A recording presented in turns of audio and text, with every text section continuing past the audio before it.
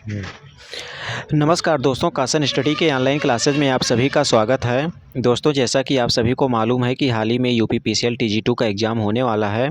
तो इसमें दोस्तों आईटीआई इलेक्ट्रीशियन ट्रेड के हम वेरी इंपॉर्टेंट क्वेश्चन लेकर के आए हैं। ये वो क्वेश्चन है जो यूपी पीसीएल टीजी2 के एग्ज़ाम में 2 या 2 से अधिक बार पूछे गए हैं। तो जो भी दोस्त अभी तक चैनल को सब्सक्राइब नहीं किए हैं, चैनल को सब्सक्राइब कर लें और अगर ये क्लासेज आपको पसंद आएगा तो लाइक ज़रूर करिएगा। चलिए दोस्तों, शुरू करते हैं, सीधा क्वेश्चन पर चलते हैं। आज का हमारा इसमें पहला क्वेश्चन क्या कह रहा है। टंगस्टन तंतु लैंप की तुलना में फ्लोरोसेंट ट्यूब के प्रयोग में क्या लाभ नहीं है। तो इसमें जो राइट आंसर हो जाएगा दोस्तों, क्या हो जाएगा, तो कहोगे अधिक प्रारंभिक मूल्य। यहाँ पर ये आपके राइट आंसर हो जाएंगे। अगला क्वेश्चन ध्यान देते हैं। अगला क्वेश्चन इसमें कह रहा है कि 3 फेज सप्लाई के फेजों में बदला जा सकता है। 3 फेज सप्लाई के फेजों में बदला जा सकता है, तो किसके द्वारा बदला जा सकता है। तो इसमें राइट आंसर क्या बताओगे, तो इसमें कहोगे कि स्काट कनेक्शन के द्वारा बदला जा सकता है।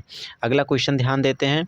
अगला क्वेश्चन इसमें कह रहा है बहुत उच्च स्टार्टिंग टार्क होता है जिसे बिना लोड नहीं चलाया जा सकता है, तो वो कौन सा मोटर होता है। तो वो जो मोटर होता है उसको हम कहेंगे सीरीज मोटर। अगला क्वेश्चन ध्यान देते हैं। अगला क्वेश्चन इसमें कह रहा है कि तंतु बल्बों में प्रयुक्त तंतु के लिए प्रयुक्त पदार्थ कौन सा होता है। देखिए यहाँ पर जो तंतु होते हैं, जो उसका फिलामेंट होता है वो किसका होता है, टंगस्टन का होता है। अगला क्वेश्चन ध्यान देते हैं। बल्ब का फिलामेंट किसका होता है, कहोगे टंगस्टन का होता है। अगला क्वेश्चन यहाँ पर कह रहा है कि हैलोजन लैंप का प्रयोग मुख्य रूप से कहाँ किया जाता है। हैलोजन लैंप का प्रयोग मुख्य रूप से कहाँ पर यूज करते हैं, तो कहोगे खेल में भी करते हैं, पार्क में करते हैं, हवाई अड्डे पर करते हैं, अर्थात उपर्युक्त सभी यहाँ पर राइट आंसर हो जाएगा। अगला क्वेश्चन ध्यान देते हैं। अगला क्वेश्चन इसमें कह रहा है रेजोनेंस परिपथों का प्रयोग किया जाता है। तो रेजोनेंस परिपथ का प्रयोग हम लोग कहाँ पर करते हैं, तो कहोगे एम्पलीफायर्स और ऑसिलेटर्स में करते हैं। ऑप्शन नंबर डी सही हो जाएगा। अगला क्वेश्चन ध्यान देते हैं। अगला क्वेश्चन कह रहा है कि पंप पानी ऊपर नहीं पहुंचाएगा यदि उसमें लीकेज है। तो उसमें लीकेज है, तो इसमें जो राइट आंसर हो जाएगा क्या बताओगे, इसमें कहोगे राइट आंसर सैमसन पाइप में। अगला क्वेश्चन ध्यान देते हैं। अगला क्वेश्चन इसमें कह रहा है वह विभवांतर जो किसी अचालक के गन को तोड़ देता है उसे क्या कहते हैं। क्वेश्चन ध्यान दीजिए, कह रहा है वह विभवांतर जो किसी अचालक के गन को तोड़ देता है उसे क्या कहते हैं। तो यहाँ पर राइट आंसर हो जाएगा ब्रेकडाउन वोल्टेज कहते हैं। अगला क्वेश्चन ध्यान देते हैं। कह रहा है कि नाइक्रोम तार बनाया जाता है। जो नाइक्रोम तार होता है वो किस चीज़ के बनाए जाते हैं, तो कहोगे निकिल और क्रोमियम के बनाए जाते हैं। अगला क्वेश्चन ध्यान देते हैं। अगला क्वेश्चन यहाँ पर कह रहा है कि लंबे समय तक बैटरियों को चार्जिंग करने के लिए लगाने की प्रक्रिया को क्या कहते हैं। तो उसे क्या कहते हैं, कहोगे त्रिकाल चार्जिंग कहते हैं। अब जिसे हम लोग ट्रिकल चार्जिंग भी कहते हैं, अर्थात त्रिकाल चार्जिंग कहते हैं। अगला क्वेश्चन यहाँ पर कह रहा है कि धनात्मक कक्ष के चारों ओर घूमता है। धनात्मक कक्ष के चारों ओर कौन घूमता है, तो इसमें राइट आंसर क्या बताओगे कि जो इलेक्ट्रॉन होते हैं वो घूमते रहते हैं। इलेक्ट्रॉन पर ऋणा बेस होती है, जबकि प्रोटॉन पर जो है धना बेस होती है। तो धना बेस के चारों ओर कौन घूमते हैं, बताओगे कि इलेक्ट्रॉन घूमते रहते हैं। अगला क्वेश्चन ध्यान देते हैं। अगला क्वेश्चन इसमें कह रहा है कि स्टार्टरों के कॉन्टैक्ट्स बनाए जाते हैं, तो किस चीज़ के बनाए जाते हैं।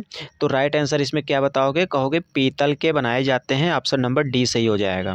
अगला क्वेश्चन यहाँ पर कह रहा है कि लंबे समय तक बैटरियों को चार्जिंग के लिए लगाने की प्रक्रिया को क्या कहते हैं। मतलब उसे लंबी समय तक चार्ज किया जाता है, तो ऐसी प्रक्रिया को क्या कहते हैं, बताओगे ट्रिकल चार्जिंग कहते हैं। अगला क्वेश्चन ध्यान देते हैं। अगला क्वेश्चन इसमें कह रहा है कि सिलिकॉन दृष्टिकारी का क्षय सूचित होता है, तो किस प्रकार से सूचित होता है, तो कहोगे उपर्युक्त सभी कारकों से। ऊपर के जो तीनों दिए गए हैं ये तीनों राइट आंसर हैं, अर्थात ऑप्शन नंबर डी सही हो जाएगा। अगला क्वेश्चन कह रहा है कि निम्न में से किस मोटर का प्रारंभिक बलागुण उच्च होता है। वह कौन सा मोटर होता है जिसका प्रारंभिक बलागुण उच्च होता है, तो इसमें राइट आंसर क्या हो जाएगा, कहोगे कैपेसिटर स्टार्ट मोटर का। कैपेसिटर स्टार्ट मोटर का प्रारंभिक बलागुण उच्च होता है। अगला क्वेश्चन देखते हैं। अगला क्वेश्चन कह रहा है कि एक फेज बाइंडिंग में सिंगल फेज सप्लाई देने पर उत्पन्न टार्क होगा, तो किस प्रकार का टार्क होगा, तो बताओगे स्थिर टार्क होगा। दोस्तों दोस्तों ये हमारे चैनल का नाम है, ये चैनल अभी तक आप लोग सब्सक्राइब नहीं किए हैं तो चैनल को सब्सक्राइब ज़रूर कर लें। अगला क्वेश्चन ध्यान देते हैं। अगला क्वेश्चन कह रहा है कि डीसी वोल्टेज उत्पादन के लिए प्रयुक्त मशीन कौन सी है? तो प्रयुक्त मशीन कौन सी है बताओगे? Compound generator. अगला क्वेश्चन ध्यान देते हैं। अगला क्वेश्चन कह रहा है कि लेड एसिड सेल में कंटेनर बना होता है। तो लेड एसिड सेल में जो कंटेनर होता है वो किस चीज़ का बना होता है बताओगे? गंधक युक्त रबड़ का बना होता है। अगला क्वेश्चन ध्यान देते हैं। अगला क्वेश्चन यहाँ पर कह रहा है कि पदार्थ का वह गुण जो इसमें चुंबकीय फ्लक्स के उत्पन्न होने का विरोध करता है उसे क्या कहते हैं? तो उसे क्या कहते हैं बताओगे? प्रतिष्ठम्भ कहते हैं। अगला क्वेश्चन ध्यान देते हैं। अगला क्वेश्चन यहाँ पर कह रहा है कि मूविंग कॉयल यंत्र कार्य करते हैं। जो मूविंग कॉयल यंत्र होते हैं वो किस प्रकार से कार्य करते हैं? कहोगे केवल डीसी पर कार्य करते हैं, एसी पर कार्य नहीं करते हैं। अगला क्वेश्चन यहाँ पर है सीलिंग फैन में रेगुलेटर जोड़ा जाता है। तो सीलिंग फैन में जो रेगुलेटर होता है वो किस क्रम में जोड़ते हैं बताओगे? कि करंट कम करने के लिए होता है, स्पीड कम करने के लिए, वोल्टेज कम करने के लिए, अर्थात उपर्युक्त सभी। ऑप्शन नंबर डी सही हो जाएगा। अगला क्वेश्चन ध्यान देते हैं। अगला क्वेश्चन यहाँ पर कह रहा है कि ऊर्जा मित्र की डिस्क के आमने सामने जो छेद किए जाते हैं वो किस लिए किए जाते हैं? तो यहाँ पर राइट आंसर क्या बताओगे? क्रीपिंग प्रभाव को रोकने के लिए। ऑप्शन नंबर ए सही हो जाएगा। अगला क्वेश्चन ध्यान देते हैं। कह रहा है कि खुली कुंडली बाइंडिंग में बाइंडिंग के सिरे रखे जाते हैं। तो बाइंडिंग के सिरे किस प्रकार से रखे जाते हैं? कहोगे स्वतंत्र रूप से रखे जाते हैं। अगला क्वेश्चन ध्यान देते हैं।